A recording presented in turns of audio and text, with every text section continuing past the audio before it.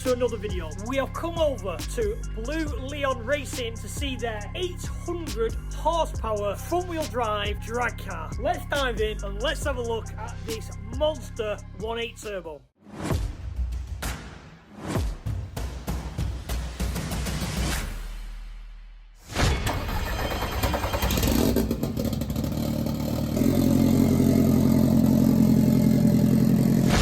We'll go around different areas and we'll first start off with the big question of why a Seat Leon. There's nothing wrong with Leons, but what seems to happen these days is they overlook the Leons and they all go for like a Mark IV Golf. And speaking to the owner, they're identical to a Mark IV, and the reason why he started with his Leon, this used to be his daily. He had this from 2 years old, from new to obviously it was 2 years old when he bought it. It was a lot cheaper than a Golf Mark IV, but the spec was so much higher on the Leon. This is a full custom front end. So what the front wheel drive lads do is, because you run such massively wide tyres, they stick out hugely on the wings. So majority of the front wheel drive drag cars will extend the wings outwards so they cover the wheels and it helps with the slipstream of the air. 9 times out of 10 they block all the holes up in the bumpers just so the air goes directly to the intercooler. But as you can see, this has been fully wide arched on the front and still kept the rear standard width. These are some giant wide arches to suit the width of the wheels. As I say, 26 10 15s, they're gonna stick out,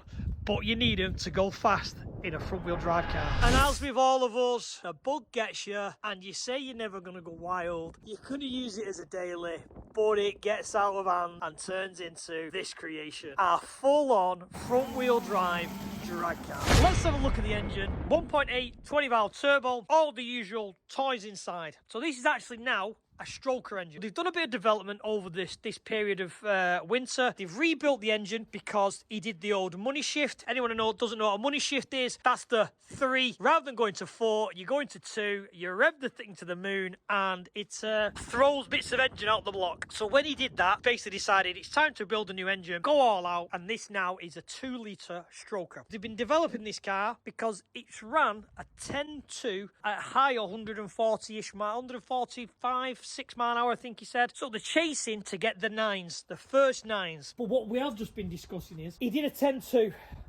so close to his 9. But that 0.3 of a second, or even want to say 0.2 whatever of a second, is a massive milestone. And you're always going to go slower before you go faster. Even to the point of logic would tell you, you just turn the nitrous up a little bit more, add a bit more boost, and you got them on your 9. But that doesn't happen because chassis work is so important. Over the winter period, he has done a full tubular rear axle and made the floor flat. The reason for the rear axle is you can move the axle backwards. So they've actually managed to move it backwards, I think 3 inches. And what that does is, and again, for people who don't know the front wheel drive drag racing scene, is it extends the wheelbase. And by extending the wheelbase, kind of makes the car more stable, better to control. Some little things to look at. Obviously, the Sidewinder exhaust, very, very common on the Honda guys nowadays, but this is more, so he's got a nice area to put a very, very big turbo. The turbo spec on this car, it's a bit of a hybrid mix and match between a 30 and a 35 to keep the spooling down, but to also create the power. And again, this thing at this moment in time, we're guessing's around 700-ish. But then when you get inside, and this will give it away, there's this little magic thing. That there is a nitrous injector. So they haven't ran nitrous on as yet. They're literally working up to do that. They're slowly chipping away, but the goal for this car is to get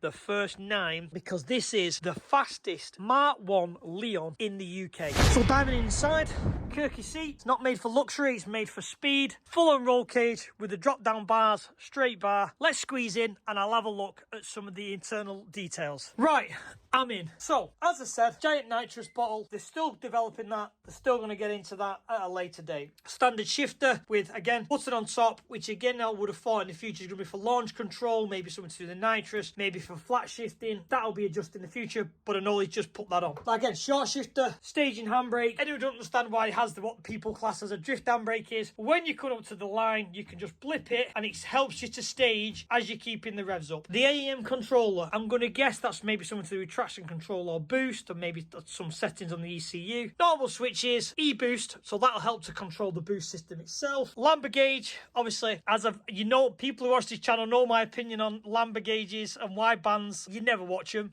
when you're on a run. You're better to have a good ECU with just a giant red light there to tell you something's wrong and you need to stop. Digital dash, nothing fancy, quite a nice, cost-effective dash. So he's definitely chasing the 9s because he wants that, because I know there's a couple more being made. So again, the usual things to look at: fuel adjustable regulator. It looks like it's on, I would say, Bosch, some like 1000cc injectors, something like that, maybe a bit bigger. It's still on pump fuel with a fuel additive. We've just been talking about the benefits of changing to different fuels, because obviously intake temperatures, you'll increase horsepower very quickly, and it's not a massive change. But again, as you can see with the development of this car, still full-on water radiator, full size, not short to make it lighter, because again, this used to be a road car. Giant front mount intercooler, looks like, again, bit of an eBay special. There's nothing wrong with them. They work. I've seen people use them for many great horsepower numbers. They seem to work. What else to pull out? Integrated engineering inlet manifold, which anyone who knows the Corsa, they're the inlet manifolds I run. Just this back plenum, and then obviously we've seen the rest, but this is what they were designed for, is for the 1.8 turbo. Coil on plugs, R8 coils. So again, at this type of numbers, it should quite easily do the 9 seconds.